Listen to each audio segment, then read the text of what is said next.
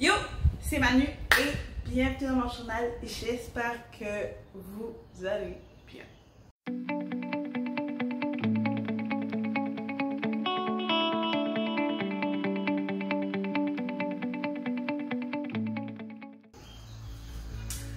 Alors, moi, je vais mieux.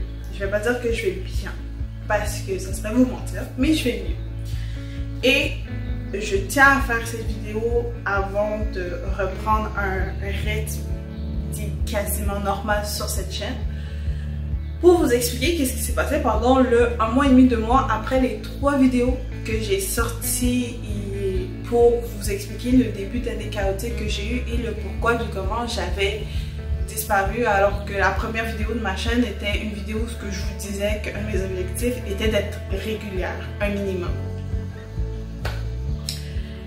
Eh bien, je vais aller straight to the point, j'ai crash. C'est aussi simple que ça, j'ai crash. Donc, ce qui s'est passé, c'est que une semaine ou deux après que la vidéo la deuxième partie de la vidéo de l'histoire de Cassandra est sortie, Cassandra est partie de la maison. Genre, je lui avais dit que elle pouvait pas rester infinity aeternam, elle avait trouvé un appartement et elle a finalement emménagé. Et pour tout vous dire, quand elle est partie, j'ai eu un sentiment de solitude que je n'avais plus depuis plusieurs années. Je m'explique. Dans ma famille, je me suis toujours sentie différente et seule.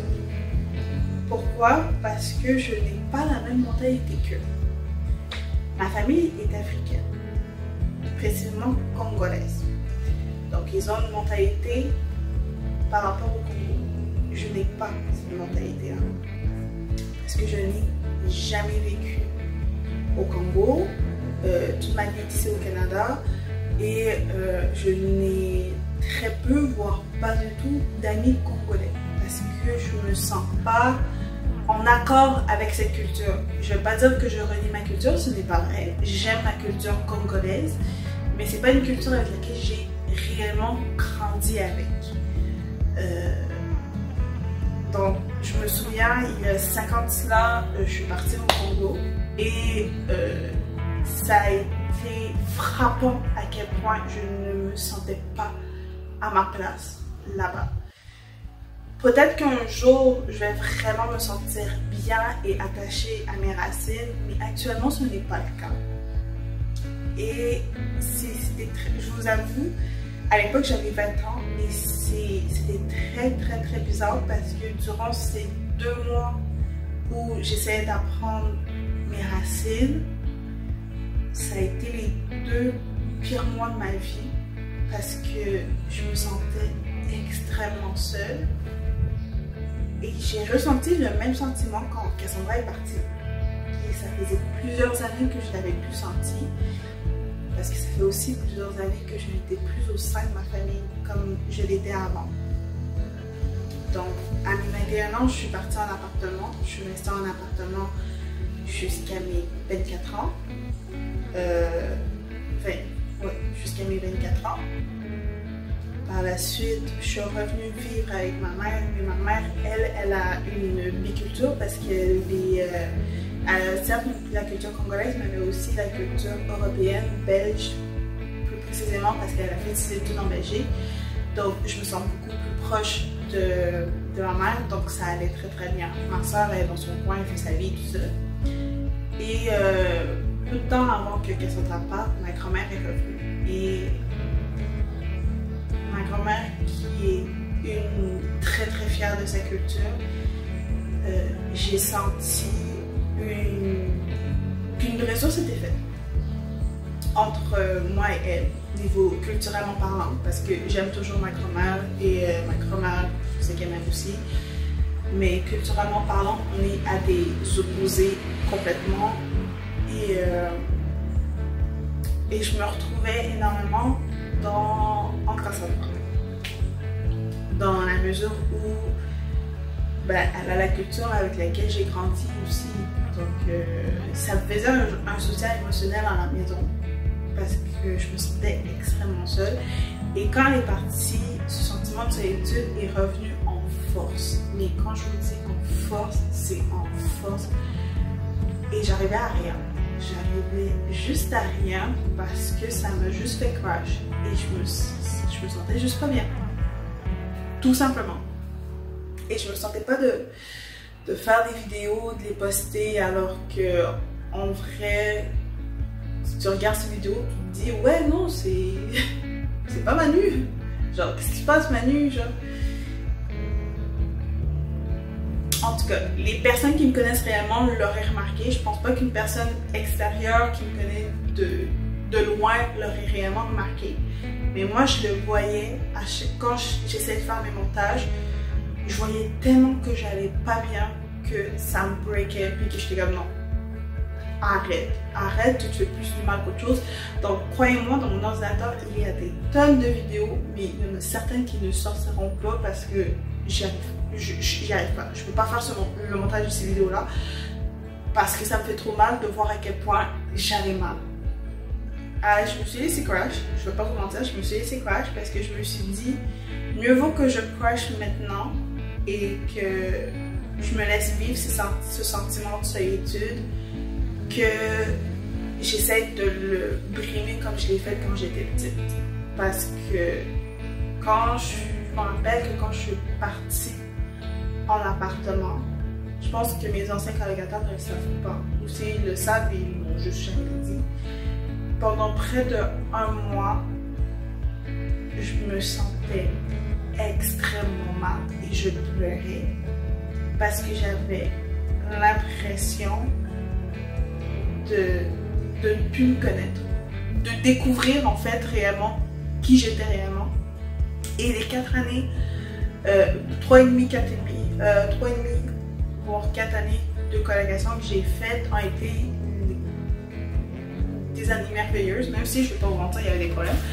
Mais ça a été des années merveilleuses parce que pour la première fois, ben, j'étais moi-même. Et ça m'a fait énormément du bien. Et quand ma grand-mère est revenue, j'ai senti qu'il fallait que je me reprenne mon corps. Et c'était un combat contre moi-même. De dire non, je vais pas me cacher et en même temps être la petite fille parfaite pour ma grand-mère, même si c'est pas le cas. Je vais avoir 10 ans cette année et je suis toujours aux études et pour ma grand-mère c'est un échec. Mais j'ai fait des choix personnels et j'ai décidé de prendre mon temps pour mon université parce que je voulais de 1 vivre et de 2 je veux être sûre aussi de ce que je veux faire. Donc je suis très piquée dans mes cours et tout ça. Puis aussi je paye mon université toute seule. Je n'ai pas de prêt ou de bourse du gouvernement. Je n'ai pas d'aide familiale. Je paye tout toute seule. Donc c'est plus long, c'est plus chiant, mais j'y arrive. Donc, après tout ça, après vous avoir expliqué tout ça, qu'est-ce que j'ai fait? Qu'est-ce que j'ai fait? C'est con à dire. J'ai fait une introspective sur moi. C'est vrai. Mais... c'était mon con. Et en fait, j'ai fait le ménage dans ma chambre. C'est ça qui m'a fait me réveiller, me faire sortir. Et ma mère l'a remarqué aussi. Ma mère a remarqué que du moment que ma chambre était plus propre, j'avais l'air mieux. Et j'étais mieux. Et en fait, ben, c'est parce que ma chambre représentait l'état que j'avais dans ma tête, qui était un gros bordel. Donc, quand j'ai pris la décision de nettoyer ma chambre, de vraiment rechanger toute ma chambre parce que j'ai changé mes meubles dans ma chambre, j'ai placé des trucs et tout ça, je me suis réapproprié ma chambre. C'est comme si je faisais aussi le ménage dans ma tête. Et ça m'a fait énormément de bien et j'ai pris la décision, genre, et sur une des décision de juste affronter aussi ma grand-mère. Parce que oui, il y a eu des situations qui se sont produites où j'ai décidé de ne pas me laisser marcher sur les pieds par ma grand-mère et de faire stop. ce que je n'avais jamais fait avant. Non, c'est pas vrai, j'ai fait une fois, mais sur tout téléphone. C'était pas au face à face, c'était au téléphone. Donc, je l'affronte pas réellement. Donc, pour la première fois de ma vie, j'ai affronté ma grand-mère. Je peux vous dire que c'est que je me sentais bien. Oh my god, qu'est-ce que je me sentais bien après. Parce que, en fait, implicitement, ce que je disais à ma grand-mère, c'était: tu vas pas me changer, je suis ce que je suis et tu dois m'accepter. Et si tu veux pas m'accepter, ben, au moins il y aura des clashs jusqu'à ce que tu m'acceptes. Mais c'est que c'était ça le message. Et ça m'a fait énormément de bien et je me suis sentie... J'ai senti qu'une porte s'était ouverte en moi et que cette porte, je pouvais maintenant la traverser et avancer. Je me suis sentie bloquée pendant plusieurs années. Et là, j'ai senti qu'une porte était ouverte et qu'il était temps pour moi de la traverser. Et je me sens tellement bien et tellement heureuse de me dire que j'ai réussi à ouvrir cette porte et d'être la personne que j'ai envie d'être et de faire ce que j'ai envie de faire. Et c'est un sentiment indescriptible. Sincèrement, c'est indescriptible de vous expliquer ça. Donc, aujourd'hui, qu'est-ce qui va se passer? Définitivement, je me sens prête à refaire des vidéos de manière un peu plus régulière. Et je me sens prête à revoir de manière aussi plus régulière mes amis. Parce que, je ne vais pas mentir, j'étais dans une grotte. J'ai passé beaucoup de temps dans une grotte. Mais là, je me sens prête, je vois du monde, je fais des activités, et surtout, je vis.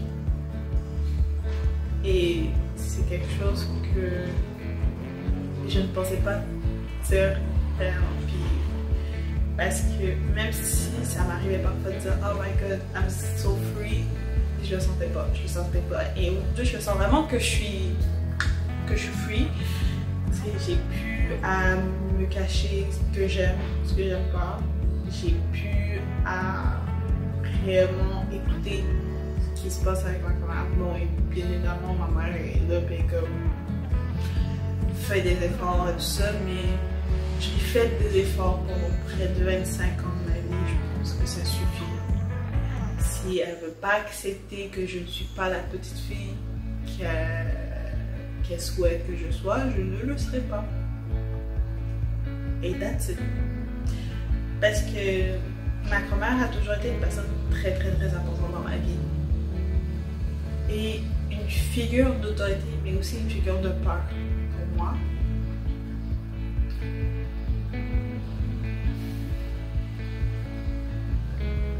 Et me dire que j'ai pas vaincu cette peur, je vais pas vous mentir.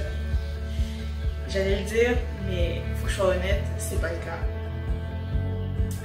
Mais que j'arrive à m'affirmer face à cette peur, ça c'est nouveau. Et ça fait du bien. Donc, je vous souhaite sincèrement à tous d'un jour, si vous avez la force d'affronter votre peur et d'essayer d'avancer. C'est ça que j'ai fait durant le mois et demi où j'ai fait du ménage dans ma vie et où j'ai décidé d'affronter une personne que certes j'admirais mais qui était une source de peur pour moi. Et j'ai décidé d'être moi-même. Et voilà. Donc je voulais juste vous en parler.